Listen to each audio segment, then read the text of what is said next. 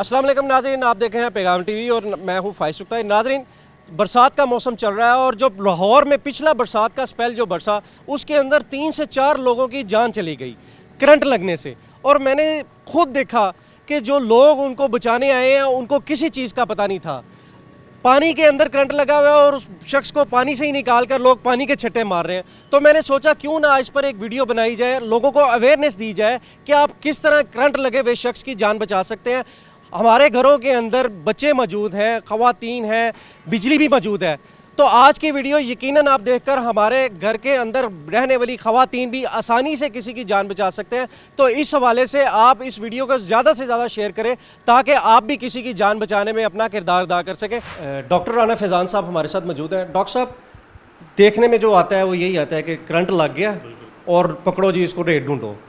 और मैंने ऐसे भी वाक़यात देखे हैं कि रेत के अंदर दबाए बंदे की जान निकल गई है। इसी तरह होता है जी, जब करंट लग जाए तो उसके पास जो है ना टाइम थोड़ा ही होता है, जो कि इसको कह सकते हैं कि लाइफ सेविंग जो पीरियड है ना वो कम है। तो इसमें हमें लोगों को आगाह करने की ज़रूरत है।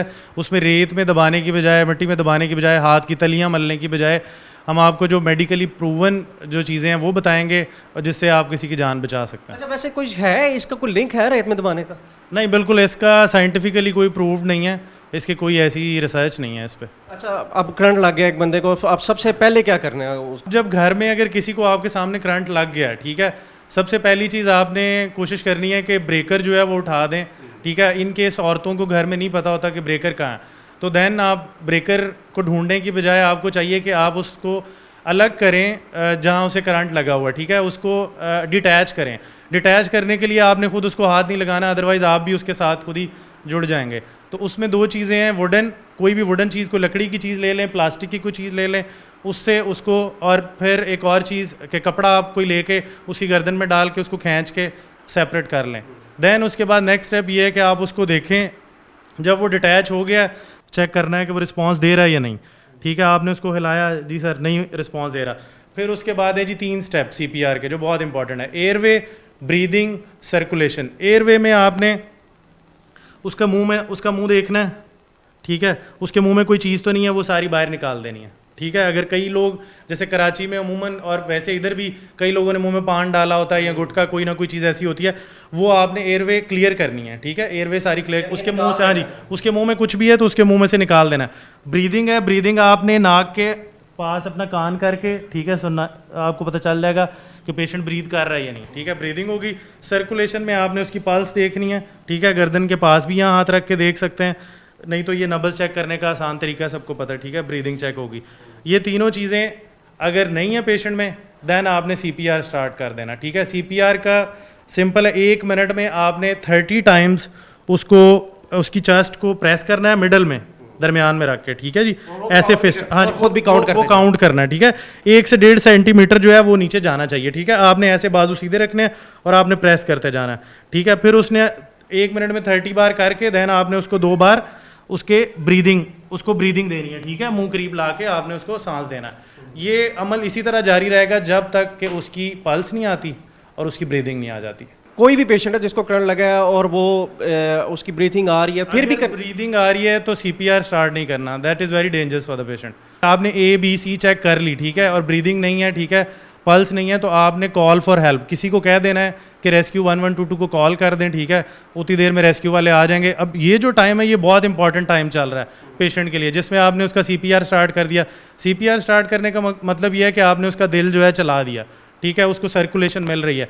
देन रेस्क्यू वाले आएंगे, वो अपना काम करेंगे। और कभी भी करंट लग जाए, इवन थोड़ा सा करंट भी अगर किसी पेशेंट को लगे, तो आपने उसको कार्डियोलॉजिस्ट के पास ज़रूर लेके जाना है। इवन कभी कभी ऐसा होता है कि सिर्फ थोड़ा सा झटका लगा होता है करंट का, तो उससे होता क्या है कि जो हमारा दिल है ना वो इलेक्ट्रिक इम्पल्सिस पे चल रहा है।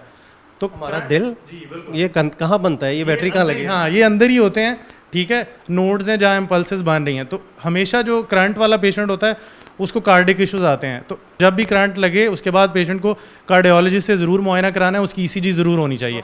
ये तो पहली बार सुन रहा हूँ कि किसी शख्स को भी करंट लगे तो उसको बेहतर है कि उसकी ECG ज़रूर कराई जाए। इसमें एक चीज़ ऐड करूँगा, मैं कहीं पढ़ रहा था या मेरे साथ किसी दोस्त ने बात शेयर की कि जो आपका लेफ्ट हैंड है इसको भी आपने इलेक्ट्रिसिटी से बचाना है, क्योंकि इसका कोई बहुत ज़्यादा कनेक्ट है। क्या heart is on the left side शायद इस वजह से इसका कोई साइंटिफिकली ऐसी कोई प्रूवन चीज़ नहीं है कि लेफ़्ट साइड को बचाना है और राइट को नहीं।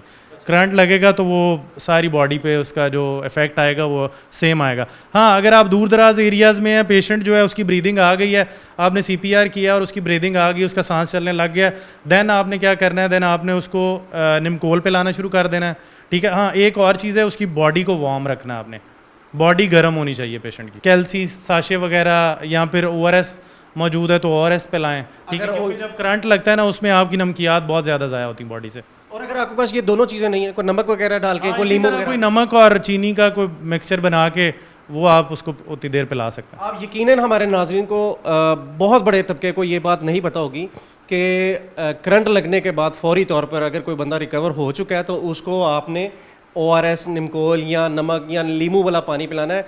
और डॉक्टर साहब, मैंने भी देखा पिछले दिनों ये जो स्पेल आया था उसमें एक शख्स को पानी के अंदर करंट लगा हुआ है और उसको बेचारे उसको पानी से बाहर निकाल के उसको पानी के छट्टे मार रहे हैं। नहीं, ये भी गलत है। और कोई ये कुछ लोग तो हाथ की वो जो तलियाँ हैं उसको मसलने लग जाते हैं, ऐसा कुछ नहीं है इन चीज़ों का, ये कोई साइंटिफिकली प्रूव्ड नहीं है और इन चीज़ों से अवॉइड करना चाहिए। जो चीज़ें साइंटिफिकली प्रूव्ड हैं वही काम करना चाहिए। मोस्टली ये भी देखा गया कि रोड्स के ऊपर जो पोल है, इलेक्ट्रिसिटी या खंबा जिसको हम आमतौर पे कहते हैं, उसके पास से गुजर रहे हैं और करंट लग गया।